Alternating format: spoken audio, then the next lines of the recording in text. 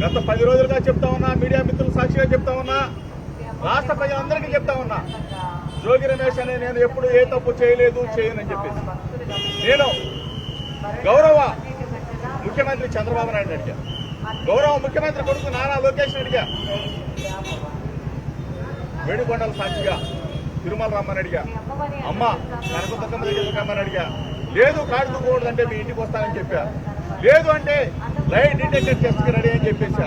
లేదు అంటే narco analysis test కైనా రెడీ అని చెప్పేసా. ఈరోజు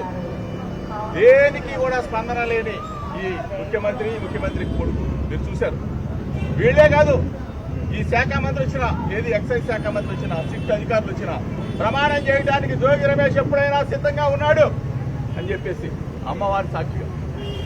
ఏ తప్పు చేయని జోగి రమేష్ ని నిందపాలు చేశారు. మీరే వచ్చి అమ్మవారి సాక్షిగా జోగి రమేష్ మీద మేము తప్పుడు మాటలు మాట్లాడామని చెప్పమని చెప్పేసి మీడియా మిత్రుల సాక్షిగా అడుగుతా ఉన్నా.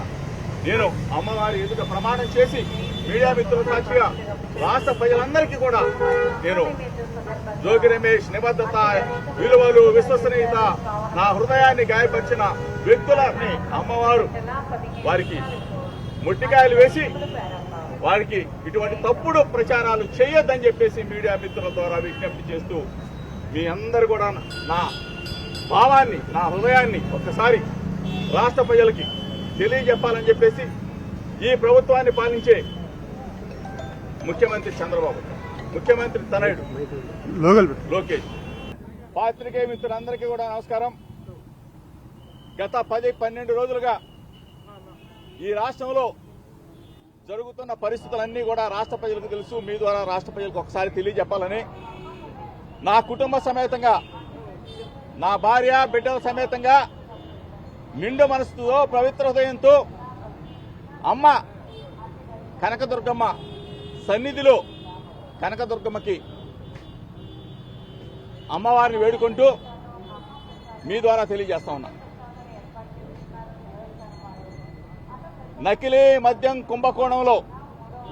మొట్టమొదటిగా బాహ్య ప్రపంచానికి, రాష్ట్ర ప్రజలకు, మీడియా మిత్రుల సమక్షంలో నేను ఆ రోజున ఏ విధంగా అయితే నకిలీ మద్యం కుటీర పరిశ్రమగా మారిందో మీడియా మిత్రుల సమక్షంలో రాష్ట్ర ప్రజలకు తెలియజెప్పినందుకు నా మీద కక్ష కట్టిన ఈ ప్రభుత్వం, నా మీద కక్ష కట్టిన ముఖ్యమంత్రి చంద్రబాబు నాయుడు కొడుకు లోకేష్